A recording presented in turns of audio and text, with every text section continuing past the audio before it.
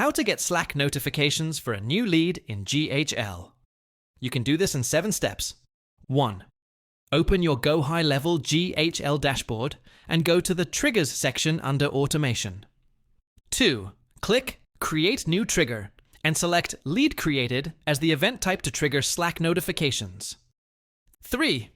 Add a new action and choose Send Webhook to connect GHL with Slack. 4. Now go to Slack, open the Apps section, and search for incoming webhooks. Install and enable this feature. 5. Copy the Slack webhook URL and paste it into the webhook settings in GHL. This ensures that every new lead notification is sent to Slack. 6. Test the setup by submitting a dummy lead in GHL. If everything is configured correctly, you should receive an instant notification in Slack. 7. Now, your Slack is successfully receiving lead notifications from GHL, making it easier to track and follow up on new leads in real time.